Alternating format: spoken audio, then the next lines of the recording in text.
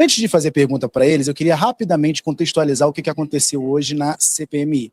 Havia um pedido do relator para uma votação da quebra dos sigilos fiscal e também bancário, do Fábio Luiz Lula da Silva, que é o filho do presidente Lula, e nesse pedido ele foi incluído numa votação em globo. Anteriormente já tinha havido uma votação nominal e o regimento não permitiria uma outra votação nominal antes de 1 hora da votação anterior. Nesse sentido, foi feita uma votação simbólica ali por contraste. E a CPMI tem 16 deputados titulares e 16 senadores titulares. Mas apenas os titulares têm direito a voto, independentemente da presença ou não dos suplentes que estavam por ali. E o presidente da CPMI, o senador Carlos Viana, do Podemos de Minas Gerais, entendeu, portanto, que não havia deputados e senadores parlamentares em pé suficientemente para derrotar esse requerimento de quebra de sigilo. No entanto, a base do governo afirma que havia ali pelo menos 14 dos 21 titulares presentes estavam de pé. Depois disso, portanto, a base do governo pediu ao presidente da CPMI que revertesse o resultado, ele negou e houve uma confusão, que as imagens vocês vão poder acompanhar aí na tela. Então eu vou começar agora pelo deputado Paulo Pimenta, que coordena ali a base do governo na CPMI. Deputado, o que aconteceu do ponto de vista do governo e, principalmente, que medidas que o governo pretende tomar para, de alguma maneira, reverter essa proclamação do resultado, até mesmo porque o presidente da CPMI já negou, num primeiro momento, o recurso apresentado pelos senhores. Boa tarde, prezados e amigas. É lamentável, né? É constrangedor o Congresso Nacional ser submetido a tamanho vexame, né? Na realidade, o que aconteceu aqui foi uma fraude, uma ilegalidade que, ao longo dos meus 6 mandatos como deputado federal, eu nunca havia presenciado algo tão vergonhoso, né? O artigo 14 do Regimento Comum ele é muito claro. O quórum deve ser validado a partir dos presentes. E no momento da votação, tinham 21 parlamentares titulares presentes. Nós, do governo, tínhamos 14 votos. E a oposição tinha 7 votos. No momento da votação, os 14 parlamentares levantaram. Tudo isso está devidamente registrado nas imagens, nas fotos. E o presidente começa a contar. E quando ele chega em 7, ele para de contar. Ele sequer conta os votos da oposição. E ele anuncia o resultado, evidentemente com má fé, não foi um erro, foi uma ação ilegal deliberada, fraudando o resultado do plenário naquele momento.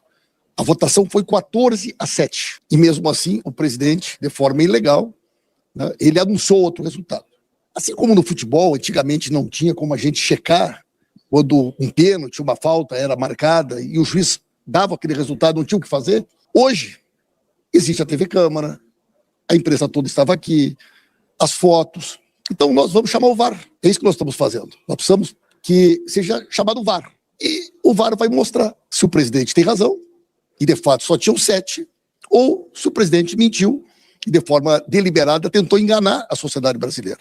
Como nós temos certeza, inclusive porque o documento é assinado pelos 14 parlamentares que estavam presentes, nós vamos com certeza ter essa votação anulada por fraude, e além disso, o presidente da comissão vai responder no Conselho de Ética por quebra de decoro parlamentar, por manipulação de uma votação e por ter anunciado de forma deliberada um resultado diferente do que a verdade mostrou. É muito grave o que ele fez. E o custo, inclusive, é entender os motivos que levaram o presidente, um parlamentar experiente, um senador do estado de Minas Gerais, manchar sua biografia.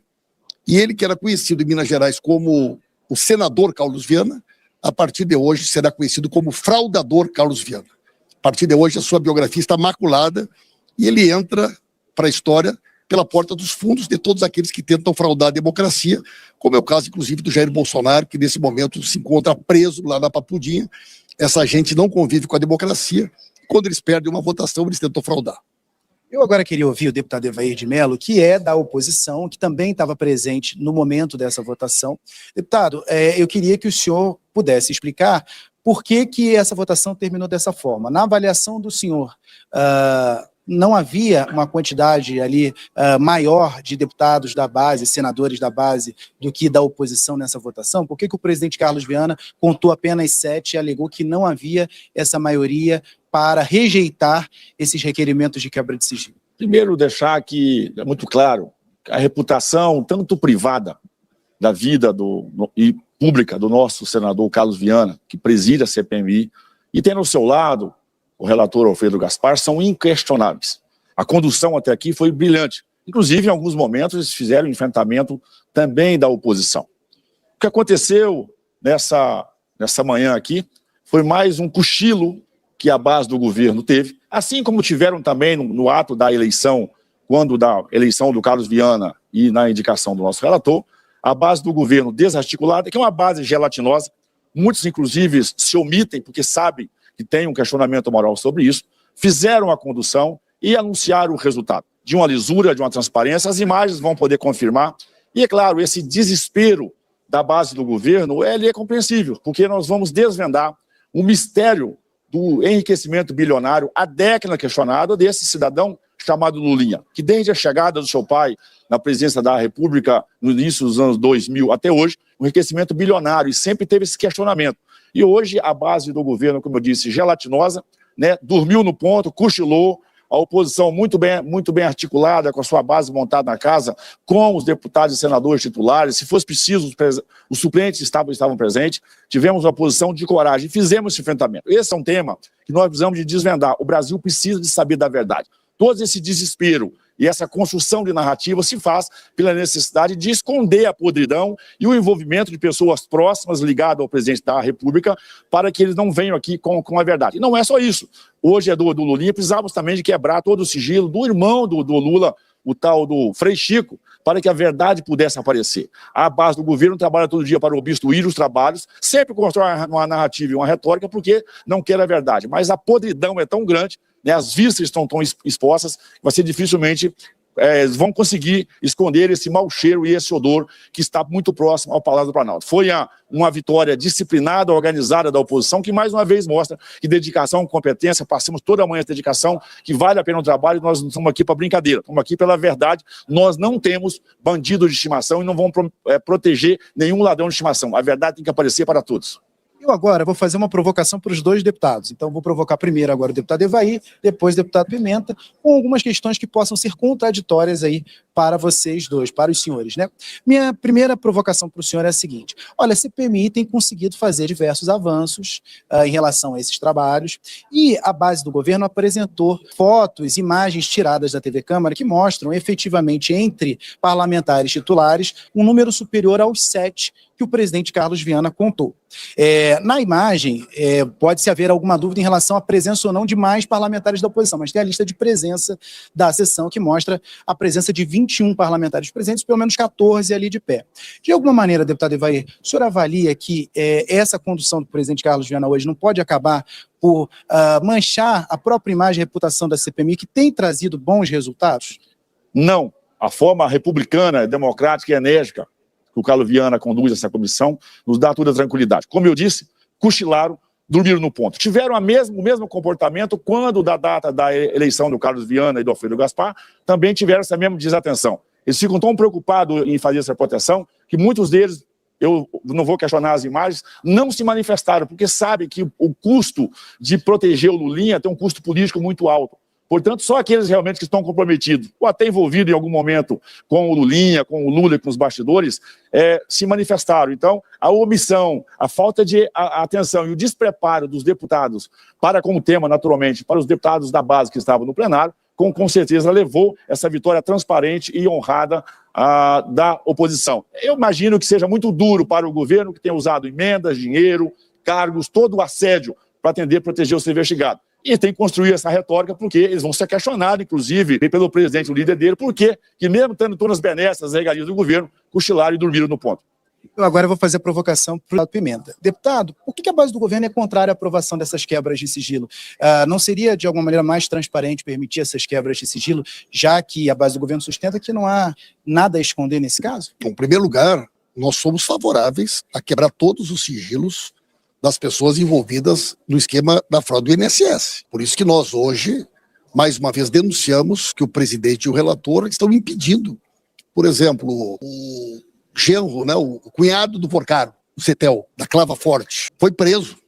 Foi ele que foi o maior contribuidor individual da campanha do Bolsonaro e do Tarcísio, 5 milhões de reais. Aparece na CPI do INSS a lavagem do dinheiro do roubo do INSS através da Igreja Lagoinha, Clava Forte, que é a igreja do presidente da CPI.